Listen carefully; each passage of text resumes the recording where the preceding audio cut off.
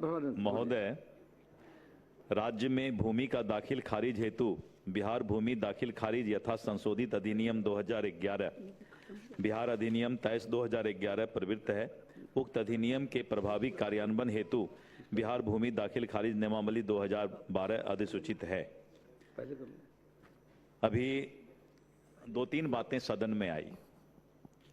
एक तो हमारे माननीय सदस्य विपक्ष के सदस्य नहीं कह के अब मैं कुछ बताना चाहूंगा कि एक फोबिया हो गया है बिहार में अभी, अब विशेष करके विपक्ष के सदस्यों को, खजाना खाली है। विशेष करके एक फोबिया हो गया है कि खजाना खाली है। एक मिनट, विपक्ष को एक फोबिया हो गया है और ये बीमारी जो है, माननीय मंत्री, ये बीमारी बहुत खतरनाक है हुजूर। ये बीमारी बहुत खतरनाक है। इसका इलाज हम बता रहे हैं। एक मिनट सुन लीजिए। फोबिया का इलाज हम बता देते हैं। इनको पहले जानना चाहिए कि अभी जो सरकार के द्वारा लगातार जिस तरह के विकास के काम किए जा रहे हैं, कभी आपने जिंदगी में देखा था क्या?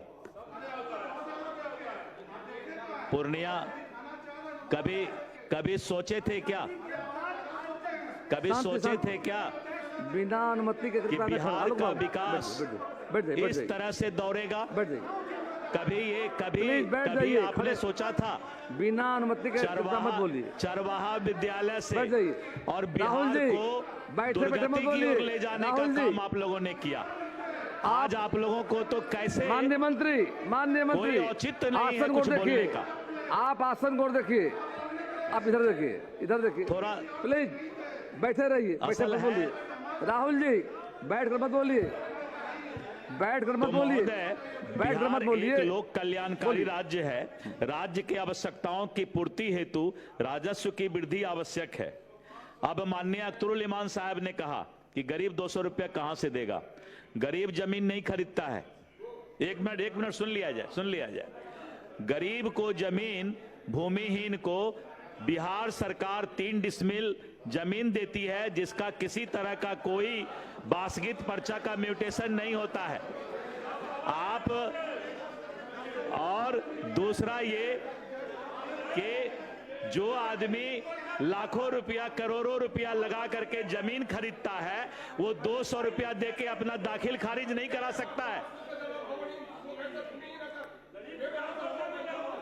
और 15 अगस्त को मिलने जा रहा है, बैठ जाइए। 15 अगस्त को मिलेगा, मुख्यमंत्री महोदय ने निर्देश दिया है। एक बार सुन लीजिए कान खोल के। माननीय मुख्यमंत्री महोदय ने निर्देश दिया है कि हम 30,000 गरीब भूमिहीन को 15 अगस्त तक, हमारा टारगेट है कि 30,000 भूमिहीन को हम बासगित पर्चा देंगे। और 19 मई और विपक्ष के साथियों को मैं बताना चाहता हूं कि आजादी से 60 वर्ष तक आप क्या कर रहे थे? कंक्लूड करें। आजादी के 60 वर्ष तक आपने माननीय मंत्री महोदय कंक्लूड करें। रोटी, कपड़ा और मकान देने का काम नहीं किया। आपने रोटी, कपड़ा और मकान देने का भी काम आजादी के 60 साल तक नहीं किया। शर्म आना चाहिए इस बात को सुन के कि जो हमारा संवैधानिक अधिकार है, उस अधिकार को आपने पूरा करने का काम नहीं किया।